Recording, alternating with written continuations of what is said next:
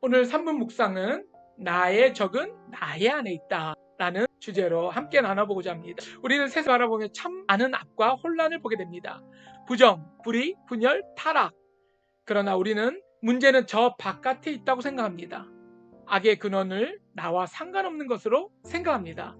또 개인적인 어려움이나 문제가 생겼을 때도 남을 탓하게 되고 주변 환경을 탓하게 됩니다. 성령님은 조용히 우리에게 질문하십니다. 정말 문제가 너와 상관없는가?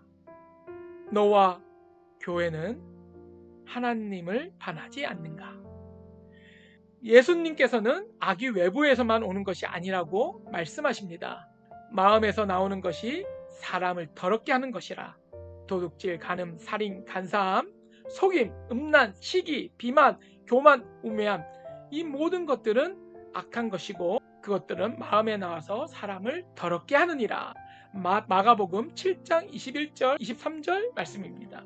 즉 진짜 영적 전쟁터는 세상 밖이 아니라 우리의 마음의 깊은 곳, 그리고 또 교회 공동체의 중심에서 일어날 수 있다는 것입니다. 성경은 이 진리를 다윗의 밧세바 사건을 통해서 너무나도 선명히 말해주고 있습니다.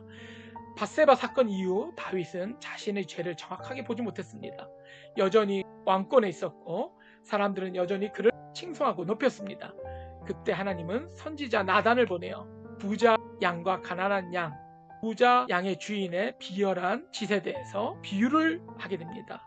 그리고 다윗은 이 비열한 죄를 저지른 양의 주인이 누구냐고 묻게 됩니다. 그때 나단은 이야기합니다. You are the man. 당신이 바로 그 사람입니다. 다윗은 간음에, 또 그 간음을 감추기 위한 거짓말과 계략에, 또 그로 인한 살인까지 죄를 이미 저질렀던 것입니다. 그러나 다윗은 알지 못했습니다. 그러나 양 주인의 비유를 들어 그 비열한 양 주인이 바로 You are the man. 당신이 바로 그 사람이라는 것을 깨닫게 됩니다. 이 한마디는 다윗의 마음을 완전히 찌르는 진실의 칼이 되었습니다. 다윗의 영혼을 뒤흔들어 깨닫게 하는 하나님의 진리의 메시지였습니다. 그 순간 다윗은 깨달았습니다. 문제는 세상에 있는 것이 아니라 내 안에 있구나. 외부의 잘못이 아니라 내부의 잘못과 내 자신의 죄된 마음으로 모든 것이 죄를 짓게 되는구나 라고 깨닫게 되었던 것입니다. 이와 비슷한 외부가 아닌 내부에서 문제가 되어서 몰락한 사람으로는 리차드 닉슨 대통령을 예로 들 수 있을 것입니다. 그는 강력한 리더십으로 외부의 정치적인 적을 비판하며 정의를 강조하며 나아갔습니다. 하지만 그의 몰락을 간 곳은 외부의 정치적인 세력이 아니라 워터게이트라는 내부의 범죄였던 것입니다. 결국 그는 미국 역사상 최초로 임기 중 사임한 대통령이 되었습니다. 또 폭스바겐의 예를 들 수 있습니다. 세계적인 친환경 기업 이미지를 자랑하던 폭스바겐은 배기가스 측정 장치를 교묘하게 조작하여 환경 기준을 속인 사실이 만천하에 드러났습니다. 겉으로는 정의와 윤리를 말하고 있는 회사였지만 내부의 작은 타협과 돈을 추구하는 기업 정신으로 회사 전체의 신뢰가 무너지게 되었습니다. 결국 폭스바겐이라는 브랜드는 점점 거리에서 사라지고 있는 것이 현실입니다. 이 이야기들은 우리에게 다시 물어보고 있습니다. 우리에게 생각하게 합니다. 문제는 항상 밖에 있는 것이 아니다. 정말 돌아봐야 할 것은 나와 우리 교회 공동체이다.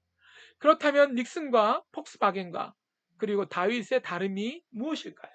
다윗은 끝까지 하나님의 축복을 받은 사람입니다. 세 명 모두 다 문제는 자기 자신에 있었고 셋 다 악에 사로잡혀 잘못과 죄를 알지 못했었습니다.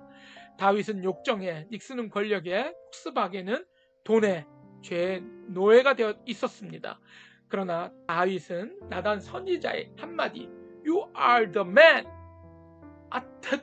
아택하시. 그 말을 그가 들었을 때 그는 즉시 무릎을 꿇고 말합니다. 내가 여호와께 죄를 범하였나이다. 그리고 그 마음을 담아 시편 51편을 기록합니다. 하나님이여 나를 불쌍하게 여기소서. 정결한 마음을 내게 창조하시고 정직한 영을 새롭게 하옵소서. 다윗의 진정한 위대함은 그의 힘이나 역사 안에서의 승리가 아니었습니다. 죄 앞에서 그가 죄를 깨닫는 즉시 회개한 겸손과 진정성이었던 것입니다. 다윗의 진짜 신앙은 죄에 넘어진 것이 아니라 죄를 통해서 회개를 하게 되었고, 또 회개를 통해서 하나님께 겸손히 정직한 영으로 무릎 꿇었을 때 죄와 악은 그에게서 떠나갔던 것입니다. 교회도 우리 자신도 먼저 우리를 점검할 때입니다.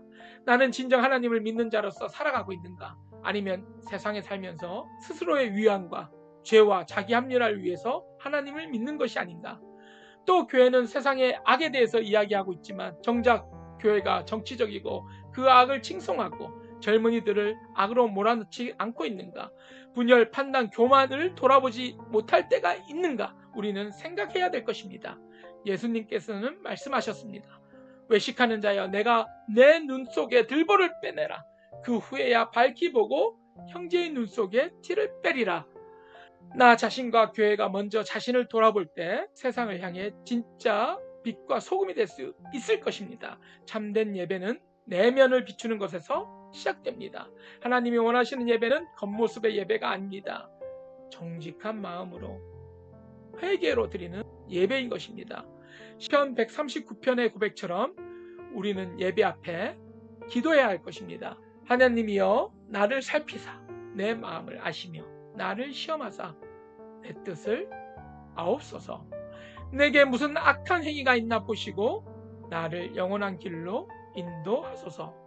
우리가 자신을 되돌아보고 회개하는 이 과정은 정죄가 아닙니다. 하나님의 치유와 회복이 시작되는 자리인 것입니다.